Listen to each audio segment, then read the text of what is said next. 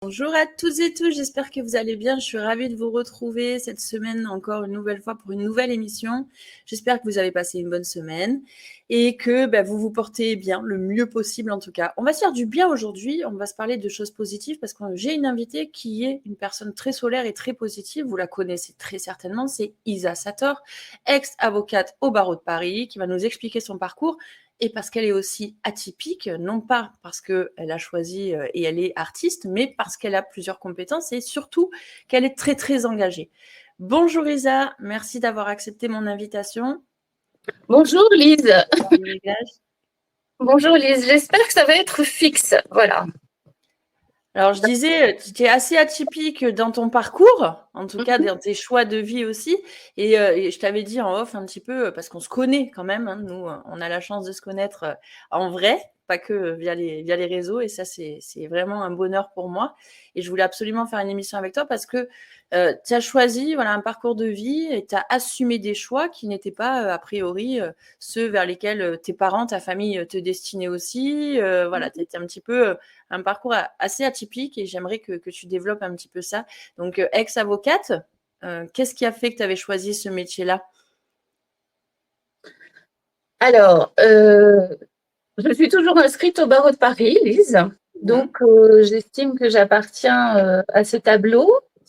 Je pense que, comment dirais-je, quand j'étais enfant, je ne me destinais pas du tout à devenir avocat, sauf peut-être à l'adolescence où j'ai considéré qu'il y avait des injustices dans ma famille. Et sur un coup de colère, j'ai pu exprimer le fait que je deviendrais avocat pour rétablir certaines injustices liées à des déséquilibres familiaux. Donc, effectivement, j'avais prononcé ça, mais je m'imaginais déjà plutôt créatrice. J'aimais la peinture. Je dessinais déjà dans un centre d'art très petite, en tout cas adolescente. Et les vicissitudes de la vie ont fait que sur mon chemin, j'ai rencontré une personne qui m'a, comment dirais-je, sollicité vraiment pour m'inscrire à la faculté de droit d'Assas, ce que j'ai fait. Et dès les premières semaines après mon inscription, j'ai adoré le droit. Vraiment, le droit est quelque chose de très noble que j'ai aimé, en tout cas à l'université, sur les bancs, en rencontrant des professeurs à l'époque, parce que peut-être que tout ça a bien changé aussi, mais il y avait des professeurs assez éblouissants dans leur raisonnement, dans ce qu'ils étaient amenés à nous faire, à réfléchir. Donc, j'ai adoré tout ce qui était la théorie. Donc, après, ça a été comme un TGV. Je suis allée tout droit vers le DESS et puis après le CAPA d'avocat. Ça s'est compliqué après quand j'ai prêté serment. Même le premier jour il y a eu cette prestation de serment à la première cour d'appel de Paris. Je pense que ça se passe toujours là, même aujourd'hui. J'ai eu le sentiment que la profession s'était déjà fait avoir depuis longtemps avec cette histoire de périmètre du droit sur une loi de 91. Et moi, j'ai prêté serment en 93.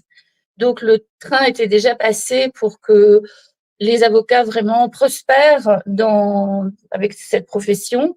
Et j'avais déjà le sentiment en prêtant serment que, je ferai la découverte de ce métier intensément, c'est-à-dire de la cave au grenier très rapidement pour tomber amoureuse quelque part d'une matière Et cela ne m'est jamais arrivé parce que la pratique est très vulgaire. Voilà.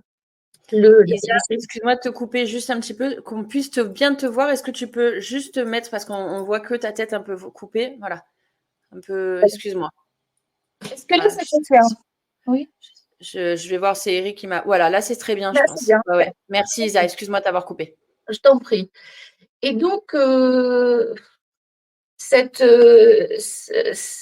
j'aurais peut-être pu être professeur de droit, mais j'ai compris aussi qu'à l'université, il y avait des. En fait, c'est que maintenant, on découvre que tous ces milieux sont, comment dirais-je, délétères, il n'y a pas d'autre mot, mais peut-être que la théorie aurait été plus adaptée à un univers professionnel pour moi. Bon, mais j'ai prêté serment d'avocat, j'ai ouvert un cabinet avenue MacMahon. D'ailleurs, c'est assez étrange parce que aujourd'hui, je suis amie avec Elisabeth Auster, qui a son cabinet juste en face de la porte où moi j'avais mon cabinet à l'époque. Alors, je vous parle de ça, c'est en 96. Et aujourd'hui, j'expose dans son cabinet. C'est assez amusant. Euh, donc la pratique, je l'ai faite assez. J'ai été très curieuse de faire du droit administratif, du droit pénal, du droit des affaires, du droit pénal des affaires. J'avais monté mon propre cabinet. J'étais associée avec un ancien garde des Sceaux du Sénégal qui, lui, me proposait toute la clientèle africaine qui venait à Paris parce que lui était intéressé par la présidence contre Ouad au Sénégal. Donc c'était, vu de nez comme ça paraissait bien comme attelage, mais j'ai croulé sous les responsabilités parce qu'il me laissait toute seule diriger, recevoir ses clients, s'occuper des miens. Je trouvais que la charge était très lourde et que j'avais pas le soutien de Doudou Ndoye, puisque c'était mon associé, et que ça m'inquiétait de traverser toute l'existence de cette manière-là. Et j'étais déçue par rapport à la pratique du droit au palais. C'était très austère. Je voyais beaucoup d'incohérences et je trouvais qu'à chaque audience pénale où on pouvait aller écouter ce qui se passait, j'avais vraiment le sentiment que la messe était dite, c'était évident pour moi. Et j'ai perdu vraiment un intérêt à la pratique très très vite. Presque à la journée de la prestation de serment, j'avais envie de fuir, mais j'ai tenu quelques années, j'ai tenu 5 ans. Et puis, j'ai prévenu cet associé et des gens qui travaillaient aussi au cabinet que je partirais. Et je suis partie le plus loin possible. Je suis partie en Nouvelle-Calédonie, pensant que je pourrais pratiquer mon métier d'avocat euh, posément, c'est-à-dire rencontrer les clients qui venaient un à un et peut-être s'en occuper du début jusqu'à la fin, puisque dans les gros cabinets à Paris, on vous apprend plutôt à segmenter les compétences et peut-être à demander à un collaborateur de s'occuper que de la TVA, d'un point de TVA dont il va traiter pendant 5 ans, et tout le reste, il va pas pratiquer le droit pénal des affaires, il va pas avoir les ressorts finalement pour créer sa propre clientèle. Et là, il vous coupe les ailes, en fait. Vous ne pouvez pas devenir autonome, avoir un cabinet. Avoir un cabinet, ça suppose que vous avez au moins 200 ou 300 dossiers, qu'il faut jongler avec tout ça et savoir où ils en sont, avoir cette responsabilité-là. Quand on fait une spécialisation dans les gros cabinets, en vérité, ben déjà, le salariat a été proposé, alors que c'était complètement antinomique déjà avec le règlement du barreau de Paris. Quand on est avocat, ben, on gagne sa vie en facturant des honoraires, pas en recevant un salaire. Le salaire, en plus, ça suppose qu'il y a un lien de subordination avec un employeur. C'est complètement antinomique avec la profession d'avocat où vous devez être libre et surtout pas de lien de subordination. Voilà, complètement antinomique. Mais ça, ce sont nos amis anglais qui nous ont imposé ça avec le droit maritime. Je fais un petit clin Oui, d'œil oui, c'est auprès de Valérie. intéressant d'en parler, ouais. Et donc, ça a complètement transformé la profession. Les très gros cabinets ont pris la place, Coopers, White Case. Et puis, en plus, eux, ils lorgnaient sur le fait qu'ils pouvaient assembler aussi les experts comptables. Les experts comptables se sont mis à faire du droit, d'ailleurs. Et donc, ça a fait qu'il y a eu une concentration comme ça des compétences et que c'est que la direction avec les associés tout en haut qui finalement maîtrisent l'ensemble des dossiers, pas les gens qui sont dans les étages en dessous et qui traitent des points de droit. C'est aussi comme ça que la profession s'est écrasée, quoi, petit à petit. Moi, ça me paraissait évident, mais à l'époque, tout le monde trouvait ça bien d'intégrer des très gros cabinets, de faire comme ça. Moi, c'est pour ça que je râlais déjà quand j'ai prêté serment, de me dire, bon, on s'est fait avoir. Et puis en plus, quand on s'installe, on est comme une vache à lait pour l'État. Il faut faire toute la paperasse qui prend un temps de fou pour payer ceci, cela. Donc, on est repéré, on est complètement dans le collimateur et on est une vache à lait, c'est-à-dire on paye des cotisations à l'ordre à Paris qui sont énormes, qui sont exorbitantes tous les trimestres, plus toutes les choses à régler fiscalement et tous les documents. Moi, ma secrétaire, elle servait quasiment qu'à ça. Elle avait 2 ou 3 journées dans la semaine pour remplir tous ces formulaires. Et bon, au bout d'un moment, je me suis dit, je me sauve, je vais quelque part où je pourrais pratiquer mon métier plus simplement. Mais je ne savais pas qu'en Nouvelle-Calédonie, les avocats ne sont pas forcément les bienvenus quand ils veulent s'installer. Alors que la règle, c'est vous mettez votre plaque sur le mur, puisque c'est ainsi que le règlement de Paris gère les 190 barreaux en métropole et en outre-mer. Donc la règle, c'est que à partir du moment où vous avez prêté serment et que vous avez un exéat qui est délivré par le barreau de Paris et qui indique que vous êtes en ordre avec toutes les caisses, les cotisations ou autre chose, vous pouvez déménager, partir dans le barreau qui vous plaît. Normalement, c'est assez systématique. Le barreau d'accueil vous inscrit quand vous avez votre exéat et votre diplôme, bien sûr. Mais les choses ne se sont pas passées comme ça, Lise. Ça a été encore plus compliqué qu'à Paris. Dans les barreaux d'outre-mer, je peux dire que l'application du droit est encore, enfin, la pratique du droit, mais aussi l'organisation de la profession, c'est ubuesque. Si je vous dis, par exemple, que devant la cour d'appel de Nouméa, vous ne pouvez pas, après avoir plaidé, laisser un dossier de plaidoirie. Alors, je vous pose la question. Au bout de 20 personnes qui sont passées dans la matinée en audience, comment un président de cour, dans son salle de délibéré, peut, après le passage de 20 dossiers, s'il ne prend pas les dossiers de plaidoirie, comment se rappelle-t-il de l'histoire simplement et comment il va-t-il juger? C'est un mystère. Donc, c'est pour vous dire, ce point-là met vraiment en exergue la supercherie, enfin, ça ne va pas. Je veux dire, le président, il rend sa décision comment? À pile ou face. Donc, ça m'a j'allais de déconvenu en déconvenu. Je me disais, mais comment et puis les confrères avaient l'air contents de prospérer. Comment ils avaient l'air heureux. Moi, pas du tout. Je considérais que la pratique là-bas était vraiment encore plus décevante qu'à Paris.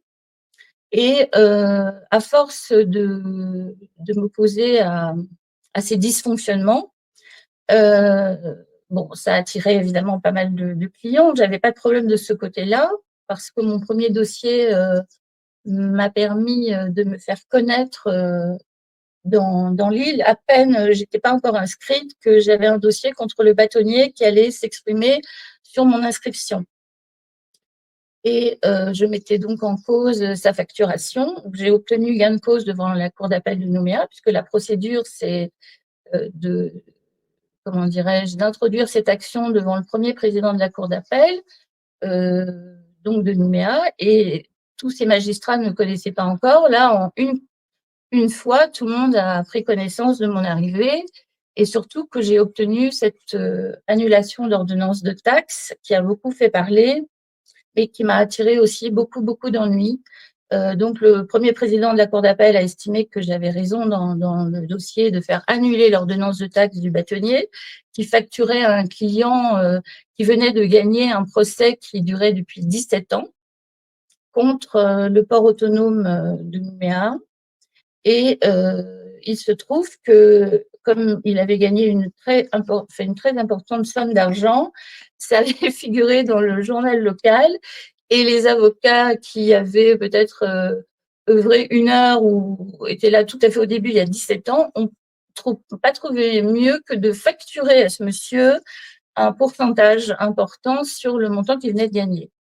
Donc, il était heureux d'avoir gagné sa procédure, mais en même temps, il voulait faire annuler ses obligations, enfin, ses factures qui venaient directement du cabinet du bâtonnier. Et en ayant obtenu cette annulation, le bâtonnier de Nouméa, à ce moment-là, n'avait qu'une envie, c'était de me voir partir de l'île, de pas prononcer mon inscription à Nouméa. Donc, je me suis fait vraiment des ennemis, parce qu'au-delà de l'aspect civil, il y avait aussi un aspect pénal. C'est comme s'il y avait une collusion, c'est-à-dire que l'avocat qui était là depuis longtemps aussi, qui s'est tout d'un coup déclaré créditeur, s'est entendu avec le bâtonnier. Je soupçonne ça, évidemment, de s'être entendu avec ce bâtonnier pour facturer et récupérer une grosse somme facilement sur quelque chose qui s'était passé 17 ans avant. Je ne sais pas si ça vous apparaît clair ce que je dis. Lise, c'est clair ce que je dis ou c'est compliqué? Oui, pour moi, oui. Après, je te demanderai peut-être des précisions. Donc, le fait que j'ai combattu le bâtonnier qui devait m'inscrire, je n'étais pas la bienvenue, mais en même temps, ça m'a apporté plein d'autres dossiers aussi. Il se trouvait que je savais faire cette annulation d'ordonnance de taxe parce que mon associé à Paris m'avait appris à le faire. Si j'avais pas su vraiment maîtriser cette chose, peut-être je me serais pas lancée là-dedans, mais comme je savais que de toute façon la facturation était injuste, je me suis même pas posé la question, voilà. Et je pensais pas que j'aurais eu tous ces ennuis après. Est arrivé après donc une manne de clients, dont un confrère qui avait été incarcéré et embêté pendant 13 ans parce qu'il défendait beaucoup de tribus kanaks. Excuse-moi, Lise, j'ai très soif. Je peux boire? Bien sûr, je t'en prie.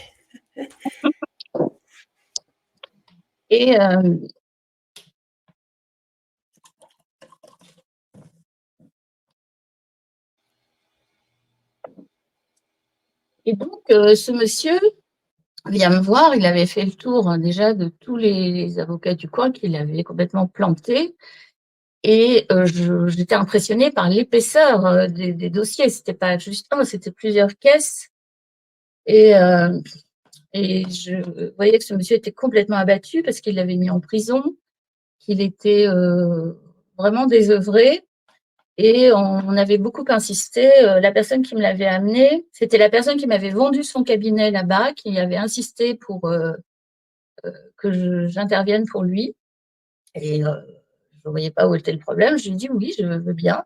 Et quand j'ai commencé à examiner toutes ces pièces au palais à Nouméa, la greffière me sautait toujours dessus en me disant on ferme. J'avais juste une demi-heure ou 1 heure. Il ne me laissait pas le temps d'examiner. Il pensait que j'allais me fatiguer à ne être reçue aussi mal. Et puis, il n'y avait pas de climatisation. Là-bas, il fait très chaud. Et ils se disent, elle va sûrement se fatiguer vu l'ampleur des tâches. Eh bien, pas du tout, parce que plus je creusais dans le dossier, plus je m'apercevais que on avait affaire à une histoire complètement, une usine à gaz, qu'on voulait vraiment faire du mal à ce confrère, donc on n'a pas hésité à incarcérer. Et plus j'avançais dans la découverte des faits, tout ça, je me disais que c'était monstrueux et qu'il avait donc perdu femme et enfants. Tout le monde s'était détourné de lui et on l'avait laissé désœuvrer sans pouvoir travailler. Donc, il avait des conditions sociales qui s'étaient beaucoup détériorées. Et je m'étais aperçue que René était très brillant dans la procédure. C'était un très bon avocat, il avait vraiment les bons réflexes. Donc, c'était tous les autres qui étaient inscrits au barreau, qui s'en mettaient plein les poches, c'était des nullités absolues. Et je vois ce type qui sort de prison, très taciturne, et je me dis, bon, on va l'aider, ok. Donc, en se mettant en route, j'étais toujours pas inscrite, Lise. Donc, plus j'avançais dans le temps, plus les confrères voyaient ce que je pouvais représenter comme danger. Et ils me faisaient poireauter. J'ai attendu presque 1 an et demi avant d'avoir l'inscription. Je n'ai pas eu l'inscription à Nouméa, ils m'ont fait attendre. Et ensuite, ils pensaient que j'allais certainement me décourager et puis rentrer en France. Surtout que le barreau de Paris aussi m'avait dit, bon, bah, écoutez, rentrez, parce que je crois que là-bas, ça ne va pas. Je leur ai dit non, moi je ne vois pas ce qui ne va pas. J'ai mon examen, j'ai mon examen, je défends. En plus, j'ai obtenu une relaxe en plus pour M. Rother après, pas devant le tribunal en première instance, mais devant la cour d'appel de Nouméa. Il y a eu une relaxe pure et simple. Mais ça ne s'est pas fait selon les règles vraiment du droit, hein, parce que j'avais la possibilité, je connaissais heureusement un peu mieux le premier président de la cour d'appel de Nouméa, qui s'était rapproché de moi parce qu'il avait eu vent de mes difficultés pour m'installer et il avait pris fait et cause pour moi, ce que je trouvais bien, mais d'un autre côté, ça a ajouté aussi beaucoup de difficultés par rapport à l'ensemble des avocats qui voulaient me voir partir, certains magistrats aussi qui étaient contre moi. Parce qu'il se dit avec celle-là, on ne pourra pas continuer nos petites affaires. Il y avait quelque chose. Alors, j'avais que ce magistrat qui était là pour. Puis le président du tribunal aussi qui appréciait, et puis peut-être aussi une juge d'instruction. Mais tout le reste, ils étaient vraiment en train de scruter ce que je faisais. Je recevais des appels anonymes le soir pour me dire qu'il fallait que je laisse tomber l'affaire Rother, que c'était un bâton merdeux. Voilà ce que j'ai entendu. Et plus on me disait ça, plus je creusais. Et finalement, quand on a obtenu la relaxe pour René, on était tellement contents tous que je lui ai dit, bon, ben voilà, après cette relaxe, tu pourras être inscrit dans mon cabinet et on ouvrira ensemble, enfin, on prospérera tous les deux. Lui, il aimait bien faire le rat de bibliothèque, moi pas trop, et moi j'aimais bien aller plaider, donc on avait fait un bon tandem. Et à ce moment-là, comme l'ordre ou les francs-maçons du coin ont vu que je ne partais pas, ils m'ont mis en examen. Alors, une mise en examen, une espèce de tarte à la crème, il manquait plus que le viol, avec tout plein d'infractions qui n'avaient ni queue ni tête. Alors, au début, le juge d'instruction, d'ailleurs, qui roulait en Ferrari, lui, avec le procureur général qui roulait en Porsche, tout va bien, et qui était dénoncé dans leur, surtout l'avocat général, qui était connu pour des faits qui étaient toujours archivés dans le commissariat de Nouméa. Et le commissaire de police de l'époque, qui connaissait mes difficultés, m'a dit, mais si vous voulez, Lisa, on va aller déterrer les casseroles pour faire taire ces gens et vous aider. Et j'y ai réfléchi, mais je me suis dit que si je faisais ça... Ah, on a un petit bug avec l'image. Je ne sais pas si c'est du côté d'Isa. Le but, il est aussi de décortiquer. Là, je meuble un peu pendant qu'on essaie de rétablir la connexion avec Isa. Je ne sais pas si tu m'entends toujours, Isa. C'est de comprendre comment ce système-là aussi est vicié. Voilà, vous voyez, hein, que ce soit en Outre-mer ou en France, évidemment. Et comment, en fait, ça reste encore de l'entre-soi. Et les personnes voilà, hein, qui se connaissent font vivre le système pour eux, construit par eux, toujours les mêmes choses. Et puis finalement, c'est le citoyen qui en pâtit. Alors, si on voit Isa de nouveau ou pas, Eric, si on peut régler ce petit bug. Et puis après, elle va nous expliquer aussi pourquoi. Ouais, Eric. Oui, Isa est déconnectée. Je pense qu'elle va se reconnecter dans les secondes qui viennent. Donc, ok, à merci. toi de jouer. Ouais, le but, il est voilà, de comprendre pourquoi, parce que malgré tout ce qu'elle a pu voir, vous voyez, hein, tout ce qu'elle a pu tout ce qu'elle a pu subir dans ce quotidien-là pendant des années. Elle a tenu bon, elle a essayé quand même malgré tout d'exercer son métier, de faire son métier et de surtout défendre les personnes qui en avaient besoin. Mais au bout d'un moment, voilà, son cœur lui a dit autre chose et qu'il fallait aussi, mais on va le voir avec elle, qu'elle prenne un autre chemin et qu'elle puisse s'exprimer aussi et à sa manière, justement, exercer et rétablir les injustices pour donner justement de la justice dans ce monde et essayer de faire autrement. Alors, je la vois toujours pas, Isa. J'ai pas envie de parler à sa place et de dire des bêtises. Donc, j'espère qu'elle va se reconnecter. En attendant, on peut peut-être faire une petite pause, Eric. Je sais pas si c'était pas prévu, mais on n'avait pas dit au tout début. On n'a pas fait un petit rappel sur March to Gaza. Peut-être que je sais pas si tu as la vidéo sous les yeux, le petit spot qui a été fait. En attendant oui. qu'ils reviennent, peut-être que ce serait bien qu'on fasse un petit rappel. Va. Merci, Eric.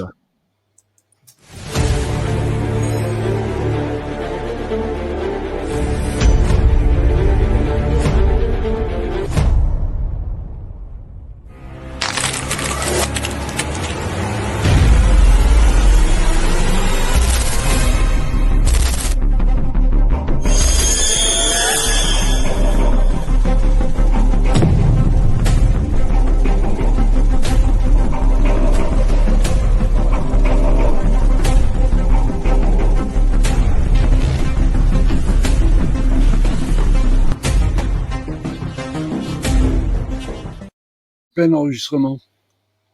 Merci, Eric. Là, on t'entend parler, Eric. Je ne sais pas si tu me parlais à moi. Non, je parlais au doc, Lise. Ah, pardon, ok, je t'en prie. Donc oui, je voulais faire ce rappel aussi pour March to Gaza. Évidemment, on en a parlé mercredi dernier, mais c'est important de suivre ce mouvement. Vous pouvez aller sur donc, le hashtag March to Gaza et ils ont un site internet donc officiellement. C'est Mehdi, évidemment, qui l'a créé. Mehdi, qui est entrepreneur à Marseille. Et pour l'instant, la date arrêtée, ce serait le 16 juin. Pas avant, parce qu'encore une fois, Mehdi veut absolument, et toute l'équipe, il y a aussi Anan et plein d'autres qui œuvrent avec lui, veulent absolument que ce soit fait dans les meilleures conditions possibles et que personne ne prenne de risques, en tout cas le moins possible. Parce qu'on le voit, le navire, je ne sais plus comment il s'appelle, j'ai perdu le nom, mais il y a avec Rehman Hassan, il y a aussi Greta Thunberg, voilà, quelques personnalités qui sont là, qui sont dans un petit voilier, un bon voilier quand même, qui est là pour emmener des vivres et des médicaments aux Gazaouis qui souffrent, les Palestiniens qui sont dans une situation juste horrible. Et donc, c'est important de faire le rappel. Eric, je ne sais pas si tu vois Isa ou pas, sinon on va peut-être... Non, elle n'est toujours pas connectée. Bon, c'est bien. Donc on va mettre l'enregistrement en pause et puis on va le reprendre dès qu'elle revient. Merci, Eric. On y va. Alors oui, après cette relaxe pure et simple, on a décidé, René et moi, de s'associer, de monter un cabinet. Et à partir de là, les foudres me sont tombées sur la tête. Les confrères et les magistrats aussi n'avaient qu'une envie, c'est que je reparte à Paris. Et à partir du moment où j'envisageais avec René sa réinscription, parce que ça faisait au moins une dizaine d'années qu'on l'empêchait d'exercer, et que voilà. Et à partir de ce moment-là, j'ai reçu une mise en examen, dont je vous disais que c'était comme une tarte à la crème ou un millefeuille, avec toutes les escroqueries, vols.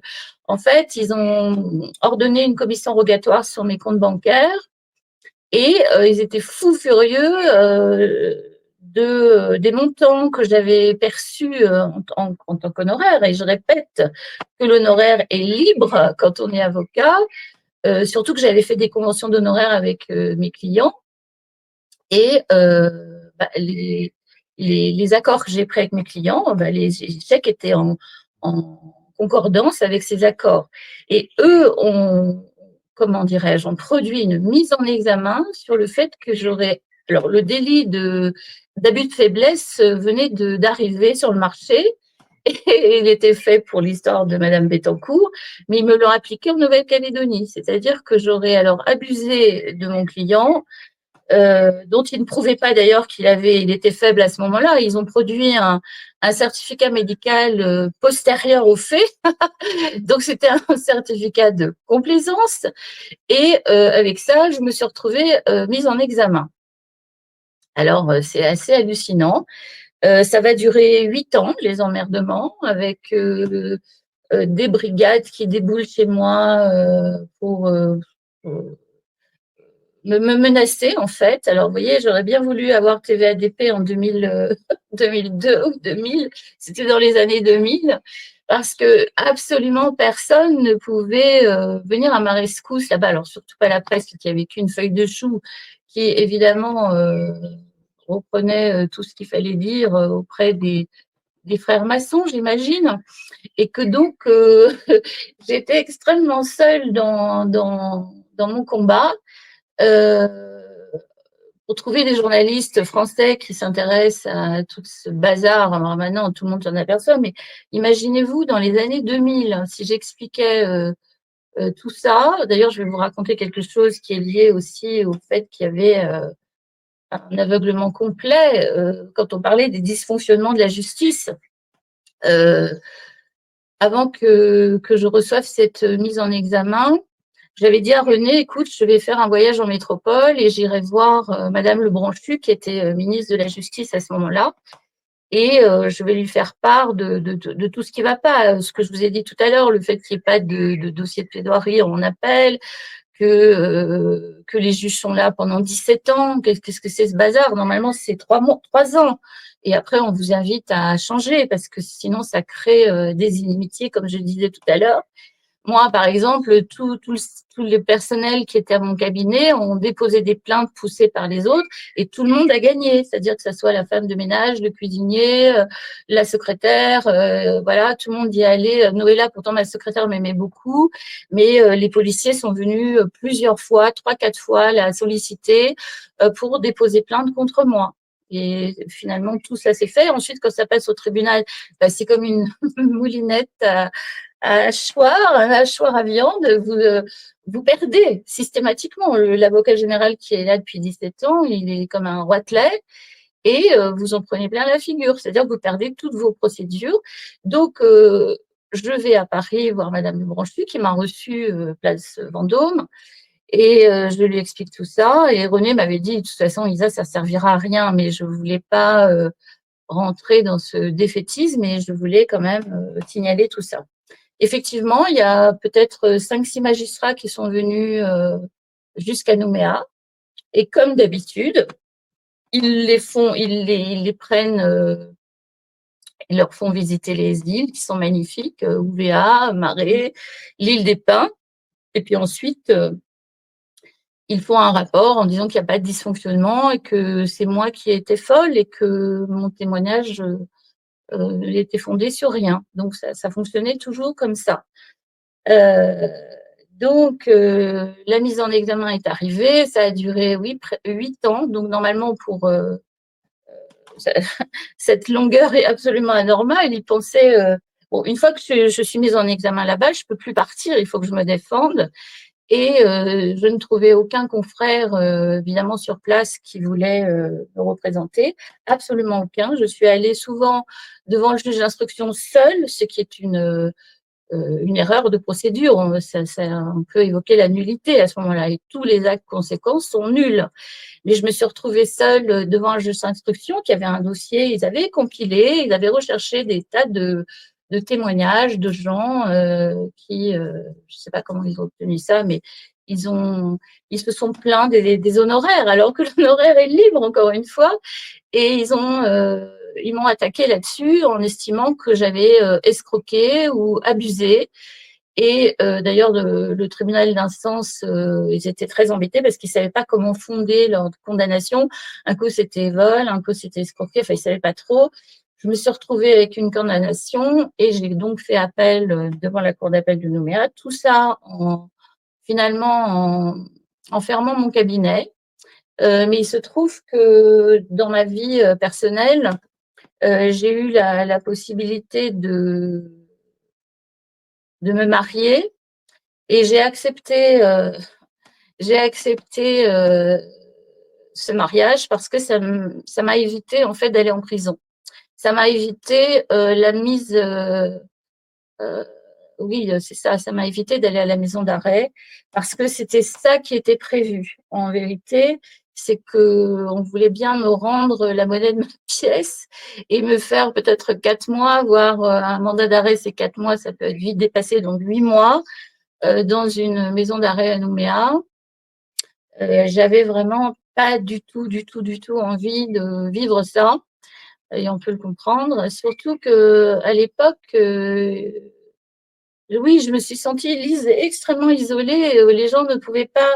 Quand j'évoquais les difficultés que je rencontrais, les gens me disaient: tu as dû certainement faire quelque chose d'irrégulier pour avoir autant d'ennuis. Et ce n'était pas le cas. Donc, quand cette personne m'a proposé le mariage, comme c'était quelqu'un qui était dans les cercles de jeu de Monsieur Lafleur, etc., ça m'a évité, en faisant cette action, de ne pas aller être incarcérée moi-même. Ça m'a protégée. Je suis restée quand même sur place. Bon, mon mari m'a demandé instamment de ne plus faire, de ne plus exercer en tant qu'avocat. Et j'avais trouvé le frère de Monsieur Di Borgo, le sénateur, qui m'avait proposé de faire des assurances vie avec la compagnie Rothschild, décidément. Ah Et, oui. Ok, ça, je savais pas. Et Monsieur Di Borgo, je me rappelle plus son prénom, celui-là, il me dit je vais tout vous apprendre, Isa, il vous faut peut-être une semaine, 10 jours. Et donc, il avait mis à disposition son étude pour que j'apprenne absolument tout sur cette compagnie et les achats d'assurance vie, et j'aurais pu gagner ma vie et aider mon mari, de ne pas être dépendante de lui. En quoi lui, il ne voyait pas d'inconvénient, mais moi, je me disais, je ne veux pas rester comme ça, inactive. Bon. Et il m'apprend absolument tout. Je sais aussi au point. Il trouvait que ça rentrait très vite dans ma tête et qu'il m'a dit, bon, ben, on commence la semaine prochaine. Et au moment où j'arrive pour commencer à travailler, il était tout blanc et il m'a dit, écoutez, Isa, je ne pourrais pas vous prendre parce que j'ai reçu un coup de fil. Je ne peux pas vous dire de qui, mais non, ça ne sera pas possible. Donc, pendant ce temps, mon mari, lui, qui avait demandé un prêt à la banque pour ses affaires, qui avait été aussi accordé, mais à partir du moment où on s'est mariés, la banque lui a dit, mais non, c'est à cause de votre femme, alors que nous étions mariés sous un régime de la séparation de biens, mais peu importe, c'était vraiment une impossibilité pour la banque d'aider mon mari, enfin de lui accorder tout ce qui lui était accordé avant. Et à partir de là, c'est comme ça qu'ils vous mettent en difficulté, qu'ils vous isolent, qu'ils vous marginalisent. Et à ce moment-là, j'ai dit à mon mari, bah, c'est pas grave, on ira en Asie, monter les sociétés que tu veux et on obtiendra les financements là-bas. Donc, c'est ce qu'on a fait. Mais en même temps, ça m'a fait basculer ma vie personnelle parce que Bangkok, je n'aimais pas. J'aimais pas cette ville. Et puis, ça nous a un peu distancés dans notre vie personnelle. Mais voilà, comment on peut écarter les gens, leur créer des difficultés, les marginaliser, et où tout le monde dit la même chose. Alors, je pense à ces temps plus proches où aujourd'hui, il y aurait eu peut-être plus de soutien avec toute la résistance qui se met en place.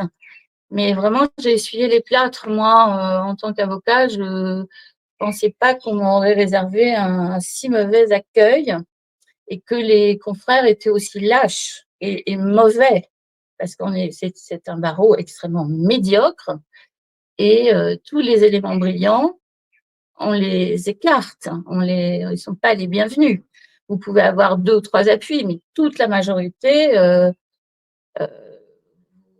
vous met sur le côté. Voilà. Moi, je me suis aperçue que cette matrice donc était complètement à l'envers, à la pratique, enfin à à l'aune de cette pratique-là. Je me suis aperçue dans les années 2000 que c'est non seulement les gens brillants, mais c'est aussi les gens qui se mêlent d'affaires dont ils ne veulent pas qu'on se mêle, que toi tu allais regarder, oui, aller chercher des choses, des infos et tu as découvert des choses qui forcément les dérangeaient leur écosystème. c'est ça qui s'est passé. Parce que, oui, c'est ça. En fait, quand je recevais ces coups de fil anonymes, on me mettait en garde en me disant, si vous défendez Monsieur Reuter, dans le sens où vous le faites, vous allez avoir de graves ennuis. Et je leur ai dit, écoutez, moi, je ne suis pas un avocat d'opérette.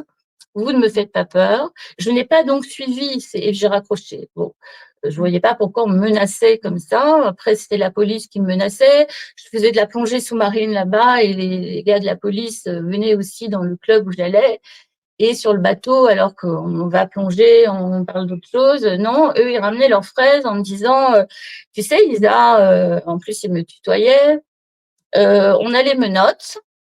On va venir te chercher. On ne sait pas encore pourquoi, mais on va sûrement trouver. Le seul truc qu'ils ont trouvé, c'est d'aller farfouiner sur un commission rogatoire auprès de la BNP, où mes comptes étaient normaux et que je percevais mes honoraires. Et ils ont estimé que ces 400 000 € là que j'avais perçus, c'était alors que j'ai une convention d'honoraires, que tout va bien, le client est content. Mais non, c'était trop. Cet argent, je ne le méritais pas, selon eux. Et c'est comme ça qu'ils ont déclenché une mise en examen. Enfin, c'est monstrueux. Voilà, Lise. Et personne pour comprendre ça quand j'étais dans la panade la plus complète. Donc, une fois mariée, une fois que Michel n'est pas son prêt, que moi, je ne peux pas travailler, je me suis dit, bon, alors ça, c'est une clé. Qu'est-ce qu'il y a à comprendre là-dedans? Parce que j'avais rien fait d'illégal, j'ai rien fait d'immoral. Je trouvais ça très étonnant que je me retrouve dans un cercle d'adversité comme ça. Et c'est ça qui va me pousser à prendre un atelier dans un chantier naval à Nouméa.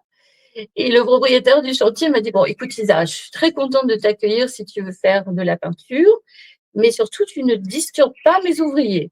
Non, non, pas de problème. Et un jour, quand le boss n'était pas là, il était revenu, tous les ouvriers, ils étaient autour de mes grands tableaux en train de poser des clous, des trucs, des machins, ils voulaient participer. Alors, ça l'a amusé. Et j'ai pu peindre. J'ai commencé dans ce chantier naval et puis j'ai participé à un concours à Paris sur le salon des artistes français et j'ai gagné une médaille d'or avec juste une diapo que j'avais envoyée d'une de mes toiles sur les conseils d'une Danoise qui passait à Nouméa et qui avait vu mes peintures chez mon coiffeur. Et à partir de là, ma vie a basculé. Je me suis complètement écartée du barreau, de la pratique du droit, et le fait que je dois de m'affirmer en tant qu'artiste, ça revenait à ce que je souhaitais quand j'étais enfant. Donc c'est toute une grande boucle et le fait de gagner cette médaille d'or à Paris va faire basculer ma vie aussi. Et je vais aller chercher mon prix et je vais donc rentrer dans un univers professionnel très, très, très différent puisqu'il s'agit de la peinture. C'est vraiment un grand écart entre faire du droit et peindre des œuvres, quoi qu'il y ait beaucoup, beaucoup d'avocats, même à Paris, mais un peu partout, qui lâchent le barreau et souvent s'intéressent à des carrières artistiques. Donc, c'est pas aussi simple que ça. Mais je me suis pas contentée de peindre comme ça dans mon coin. Il me fallait aussi, mon souhait, c'était de me distinguer et d'avoir une cote, etc. Donc, j'ai tout misé pendant toutes ces années où finalement, je ne pouvais pas parler de cette adversité, de comment j'ai abandonné le barreau, parce que je ne l'ai jamais expliqué. Je ne veux pas apparaître comme une victime. Je savais que le milieu était complètement pourri, que les gens ne percevaient pas cette vérité. J'avais pas envie d'asséner ça non plus. J'avais envie que les gens… Et puis, comme le Covid est arrivé, les gens ont découvert finalement l'envers du décor et ça paraît évident, mon histoire maintenant. Mais il se trouve que moi, il y a eu une période de temps où je pouvais expliquer ça à personne, sauf des gens qui étaient passés par des condamnations. Un avocat que je connaissais aux États-Unis qui avait mis en cause la mafia à Las Vegas et il est allé en prison, lui. Donc, on s'est rencontrés à Nouméa tous les deux. Ça s'est fait naturellement. Il m'a expliqué ce qui lui est arrivé, je lui ai expliqué ce qui m'était arrivé. Et ça nous a évidemment, je me dis, il y a d'autres cas dans le monde qui existent, mais on était tellement atomisés que ça ne se. Au barreau de Paris, ça paraissait complètement incongru d'avoir eu ma condamnation, par exemple. Mais alors, ce qui est aussi amusant, c'est que je me suis fait condamner donc à 7 mois d'emprisonnement avec sursis, une amende, je ne sais plus laquelle, que je n'ai pas payée, que je ne paierai pas. Et parce que je trouve ça vraiment dégueulasse. Et quand j'ai voulu faire un pourvoi en cassation, parce que j'avais la possibilité de le faire, le délai, même si je le trouve très court, c'est que 5 jours, et ça doit être fait par un confrère. Je ne pouvais pas le faire moi-même, même si j'avais la qualité d'avocat. Et ce confrère s'est bien chargé de me rendre fort close sur cette procédure, c'est-à-dire que les 5 jours sont passés. Ah, désolé Isa, nous étions un dimanche, le fax ne marchait pas. Donc, la Cour de cassation n'a jamais été saisie de mon cas, sinon ça aurait été cassé, évidemment. Et quand je suis revenue à Paris, certains confrères ont découvert mes difficultés et tout ça, et m'ont proposé de faire un procès en révision. Mais c'est moi qui n'ai pas envie parce que le terreau, c'est le même. Hein, c'est toujours.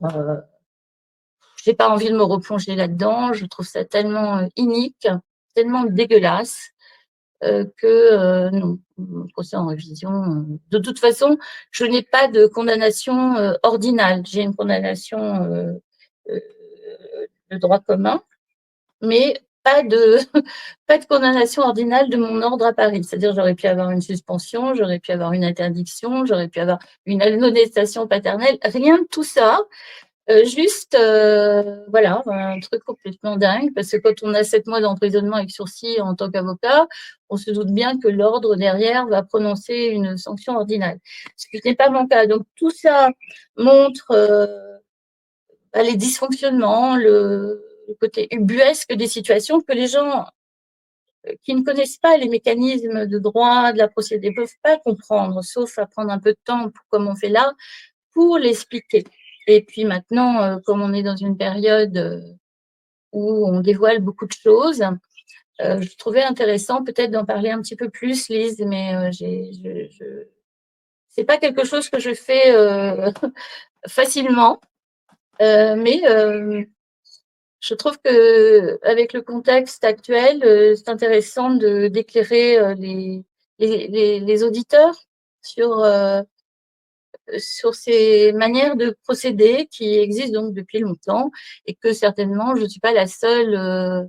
J'ai rencontré des confrères aussi à La Réunion qui étaient bâtonniers et qui avaient été incarcérés également. Et moi, je me souviens de ça parce que avant de partir en Nouvelle-Calédonie, il m'avait expliqué ça à Paris. Et j'avais pris très au sérieux le fait qu'il était innocent, mais que pour éliminer des personnes, parce qu'il était bâtonnier, il avait envie de prolonger son mandat, on ne se gênait pas pour procéder ainsi, c'est-à-dire poursuivre les gens, s'arranger pour avoir des condamnations pénales complètement bidons, et puis voilà, et personne pour contester ça. C'est ça qui est fou, parce qu'en fait, on se rend compte que c'est dans toutes les strates, en fait.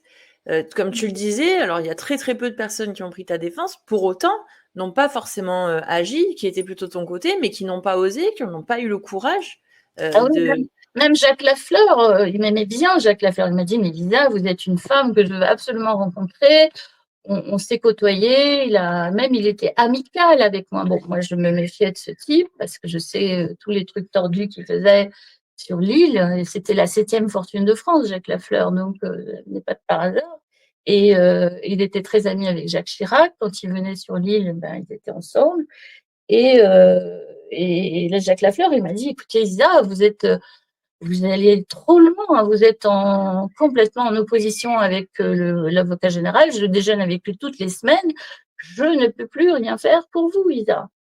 Donc, un jour, après la condamnation devant la cour d'appel, il m'a dit, bah, écoutez, je vais à Rennes, je vais en métropole la semaine prochaine. Je vais rencontrer Olivier Hémaud, qui était le président de la cour d'appel de Nouméa, qui donc passait de Nouméa à la cour d'appel de Rennes, qui est la 3e cour d'appel en France. Donc, c'est une cour importante. Après celle de Paris, la 2e, je ne sais pas, c'est peut-être Bordeaux, et après Rennes. Et il m'a dit, je vois Olivier Hémaud. Et il me jetait une perche. Je dis, bah, écoutez, demandez-lui s'il est fier d'avoir pris une décision comme ça pour moi. Est-ce que ça lui fait ni chaud ni froid?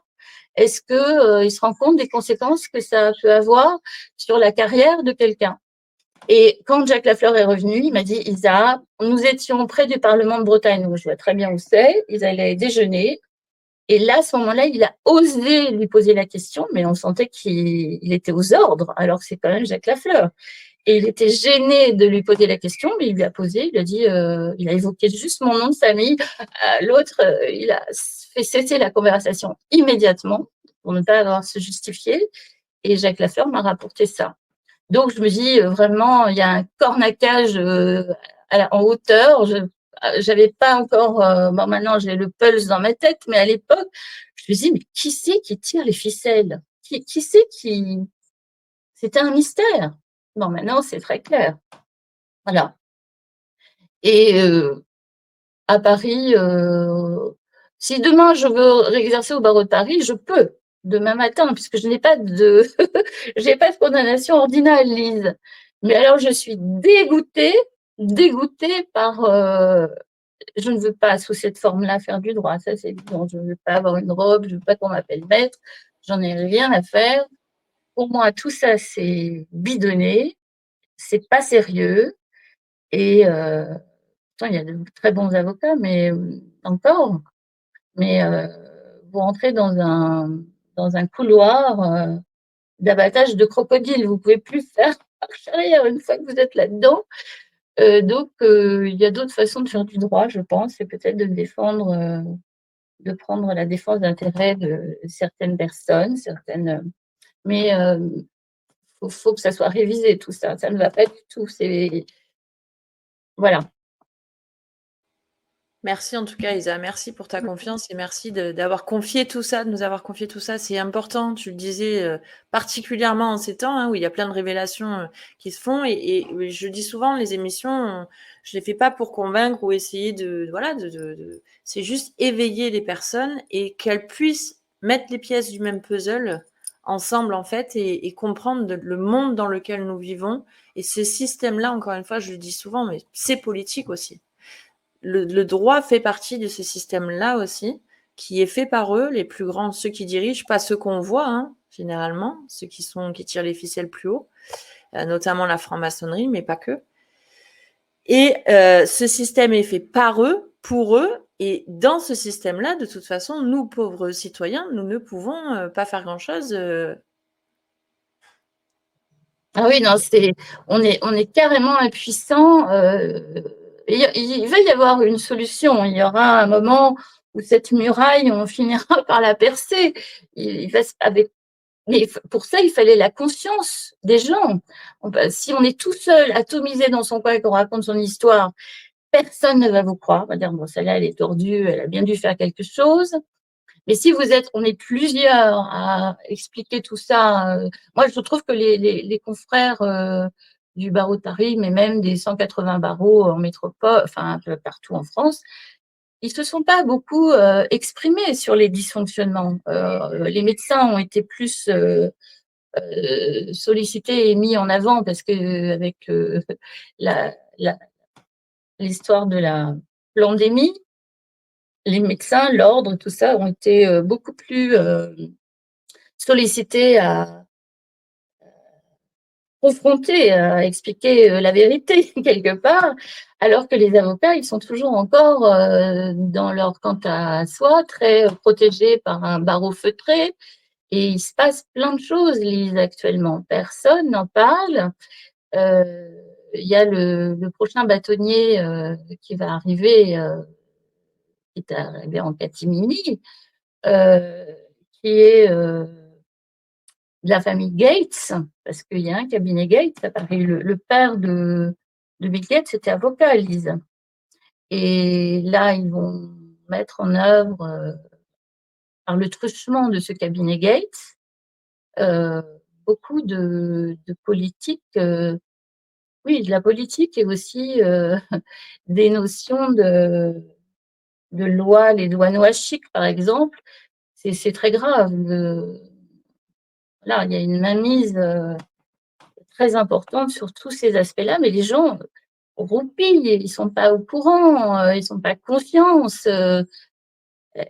C'est pourtant là qu'il faudrait mettre un stop, parce que pendant qu'on roupille, il y a 10 ans, 20 ans de gagné pour eux dans l'action. Vous voyez, quand moi je vous parle là, on est en 2025. Moi, mes emmerdes, je les ai commencées en 97. Imaginez, Lise, 97, 2025. Donc, maintenant, les gens ont pris un peu plus conscience de toutes les supercheries dans tous les ordres professionnels, que ce soit la pharmacie, la médecine, mais les avocats, c'est encore pire parce que c'est eux qui gèrent toutes les situations de droit, quelles qu'elles soient. Et c'est pas juste la médecine, c'est tous les ensembles compréhensibles qui sont gérés par le droit. Donc, il faudrait une alerte sur ça. Je ne sais pas comment ça Tu peut vois, prendre. tu disais, Isa, effectivement, parce que pendant le Corona Circus, là, les médecins, bien entendu, il y avait un projecteur sur eux, mais ils auraient pu aussi, les avocats, et se prononcer et s'insurger contre notamment la loi d'exception et l'état, Mais oui, comment et c'était puis là? comme Nous tout, sommes en guerre, donc l'état, oh, absolument. l'état d'urgence, pardon, voilà, c'est ça, Oui, c'est décrété ça. par Macron. Ils auraient très bien pu se lever quand même et faire plus qu'alerter, parce qu'aujourd'hui, on voit que le droit, peu importe, en plus, est utilisé au nom, justement, encore une fois, de l'état d'urgence, l'état voilà, d'exception, vient s'immiscer dans notre vie privée. Là, pareil, hein, l'euthanasie, par exemple, encore une fois, hein, on vient. Alors, l'aide à mourir dans la dignité, hein, toujours les bons mots, toujours les belles choses, mais on voit que de plus en plus, la politique se mêle du privé et s'insinue dans nos vies tout court et sur tous les aspects de nos vies. Donc, ça, c'est pas que du droit, encore une fois, et ça concerne tout. Ah oui, ils ont l'intention de phagocyter tous les. En fait, ce totalitarisme, il emporte tous les aspects de la vie privée. C'est en marche, c'est en marche. Et bon, il y a des résistances, mais le gros du problème, il se trouve là aussi. C'est-à-dire qu'il faudrait pouvoir stopper cette machine de réflexion. Et eux, ils sont planqués, feutrés, ils agissent à pas de loup comme ça, alors qu'il y a un danger imminent. Et les avocats qui ont été formatés, moi j'ai vu la baisse de niveau entre. Déjà, nous, quand on était à Assas, moi je me disais que le niveau il était moyen, parce que les gens d'avant, ils plaidaient super bien, ils raisonnaient super bien. Donc, je trouvais que notre génération, moi, j'allais à la faculté, j'avais pris aussi les histoires je faisais du droit dans beaucoup de matières et j'avais un prof agrégé d'histoire qui nous mettait des roues de bicyclette à chaque fois qu'on faisait de l'expression écrite. Il mettait des notes lamentables à tout le monde. Bon, moi, c'est devenu quelqu'un de proche, mais il était déjà en train de râler sur le niveau qui baissait. Donc, ça remonte. Et maintenant, je vois certaines personnes qui veulent devenir avocats, ils n'ont pas du tout le niveau. Enfin, et ça passe. Je veux dire, ils arrivent en première année, en deuxième année. C'est un peu comme les QCM pour les médecins. Ils ne raisonnent plus. La note de synthèse qu'on doit faire à l'écrit, je crois que c'est pour passer le CAPA, c'est un exercice qui est très difficile à faire. Je crois que ça a été complètement réformé. Donc, voilà, il y a une baisse. Oui, oui. ils sont aux ordres pour leur faire qu'un point de TVA sur un problème de droit fiscal ou sur un problème d'ensemble pour gérer les affaires d'un chef d'entreprise. C'est ridicule, Lise. Les ressorts n'y sont plus, les experts comptables ont pris la place des avocats parce que, bon, finalement, on voit plus l'intérêt de faire un bilan avec un expert comptable, évidemment, mais lui, il se mêle de droit alors qu'il n'a pas les raisonnements d'un avocat. Tout est comme ça en chute libre. Tous, tout. Et les gens n'ont pas conscience de ça. Moi, je le vois aussi pour la médecine. Quand un étudiant passe un QCM, Lise, et puis on te dit d'apprendre dans cette matière-là si tu as un examen, on se dit, bon, bah, c'est comme aux États-Unis. Moi, j'avais suivi quelques summers à Los Angeles, à UCLA. On te dit, apprenez ça, ce chapitre-là, ce chapitre-là, ce chapitre-là, et puis vous serez interrogé là-dessus. Donc, tu as 10 sur 10. Et quand tu viens en France, tu peux avoir un examen à SAS, tu peux réviser tout ce que tu veux. Le sujet, il peut être hors sujet. C'est-à-dire, c'est là où il faut accommoder. C'est-à-dire, tu raisonnes avec tout ce que tu as appris, mais aussi au-delà. On te demande de connaître l'actualité, de pouvoir rejoindre les points entre l'actualité et le droit. C'est ça qui fait l'intelligence. Et on n'a plus ça aujourd'hui. Donc, on a affaire à des bons petits soldats qui ne contestent plus. Donc, toute cette génération-là qui arrive, c'est pas... ou alors, ils sont happés par la franc-maçonnerie et ils sont formatés aussi. Donc, les électrons libres puissants, il n'y en a plus. Ou alors, ils quittent aussi la pratique du barreau. Et on les connaît, les esprits affûtés, hein, qui sont plus dans la maison. Donc, il y a péril en la demeure, Lise. Le péril en la demeure. C'est horrible comme ça. Nous ne sommes pas dans un état de droit, nous ne sommes pas dans une démocratie non plus. Ça, c'est encore un gros leurre dans lequel on nous a mis depuis des années et on essaie de nous faire croire que, mais je crois vraiment qu'on ne peut plus dire que nous sommes dans un état de droit aujourd'hui. Ça, c'est sûr. Et depuis longtemps.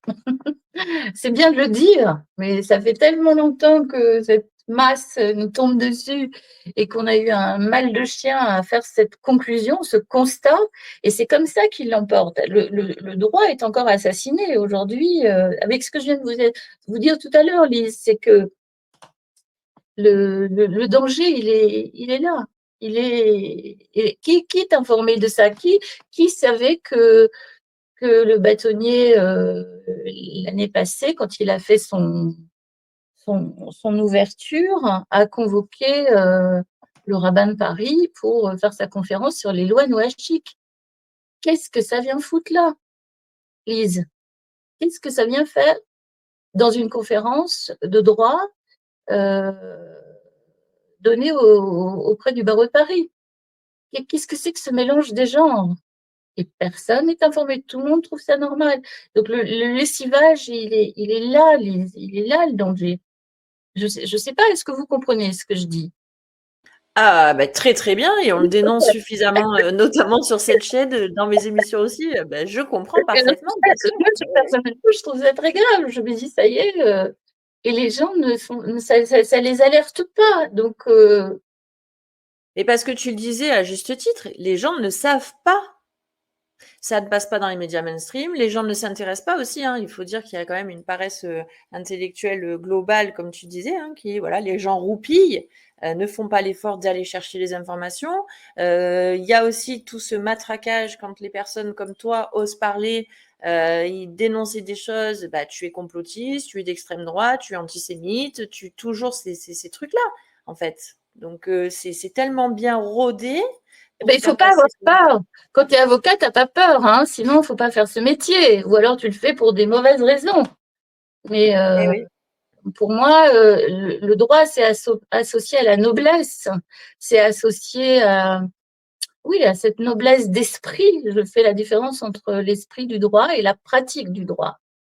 Donc, mais je ne pense pas que les confrères aujourd'hui sache même faire cette distinction. Et c'est ça qui est regrettable. Lisa, je te remercie parce qu'on est déjà, c'est passé hyper vite. On est déjà à la fin de l'émission. Je voulais quand même, si Eric nous permet de déborder un petit peu encore un peu plus, qu'on parte sur une note positive, que tu nous dises comment tu te sens toi aujourd'hui dans ta vie en tant qu'artiste. Est-ce que tu te sens un peu plus libre justement de pouvoir t'exprimer Oui, je me sens très libre. ton point de vue?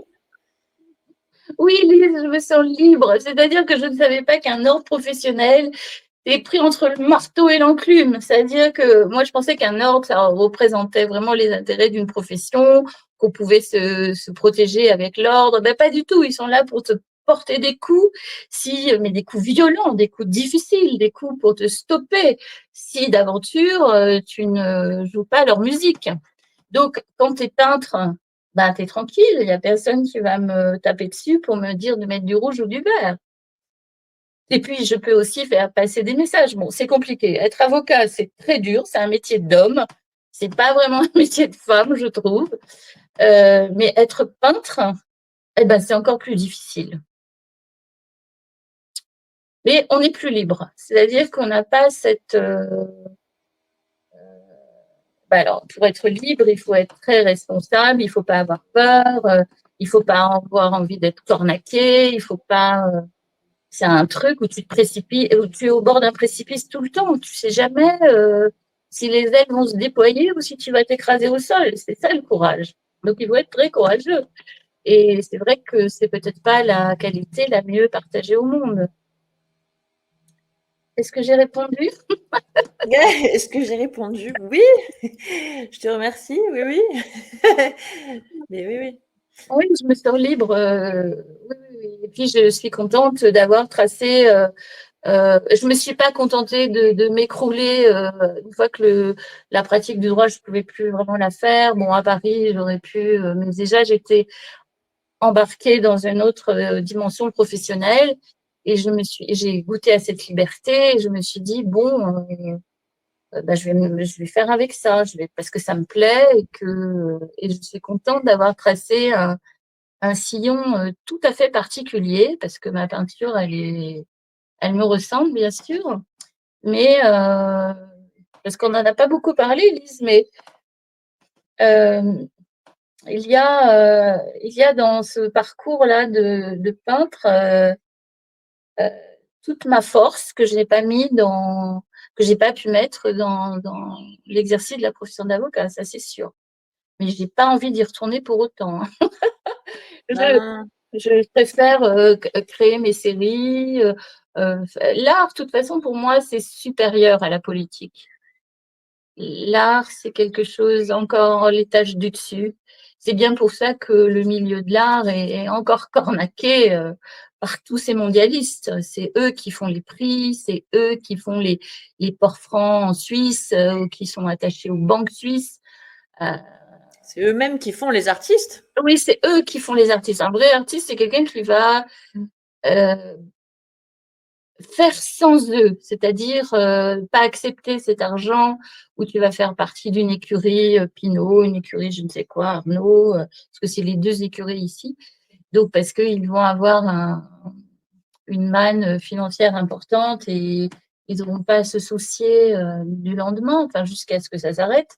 Mais autrefois, les peintres, c'était pas ça. C'était plutôt des gens qui ressemblaient aux gens de la résistance, qui faisaient tout le contraire de ce qui était convenu. Donc, c'est vrai que pour ça, il faut pas, pour pouvoir poursuivre ce chemin, il faut pas aimer la convention. Si on est très conventionnel dans sa tête, on ne peut pas suivre ce chemin artistique, Lise. Voilà. Donc, de toute façon, comme toute la matrice est inversée, les artistes qu'on nous propose aujourd'hui, c'est souvent extrêmement frelaté. Et d'ailleurs, je vais donner un exemple. Je ne sais pas si toi, Lise, tu connais ou les auditeurs connaissent Rothko. Rothko est un peintre anglais, américain, mais oui, c'est un peintre américain qui a été complètement...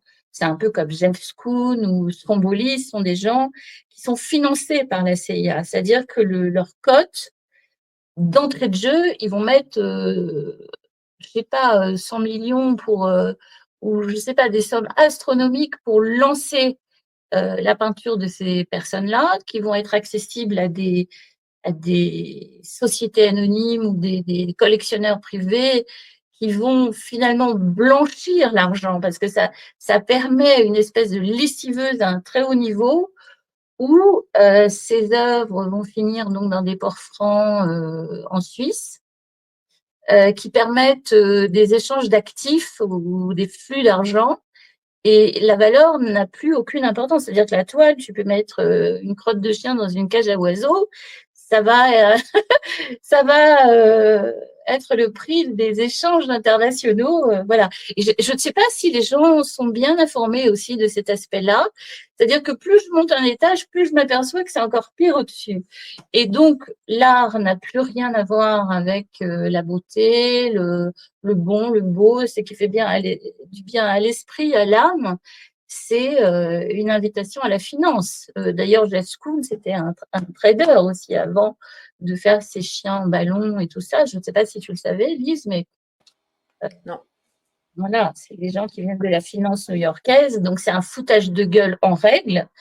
Et les gens, comme on les accueille mal dans les galeries, enfin, bon, tout ça a changé, mais je vais dire, c'était un quant à soi aussi où le quidam de base, on lui faisait comprendre qu'il ne comprenait rien parce que on se moque de lui quelque part aussi. Donc, les gens perdent le goût, ils sont détachés de ce qu'ils aiment et ils ne font plus la différence entre une œuvre où il y a l'altérité, l'esprit du peintre dedans, ils ne savent plus distinguer ça.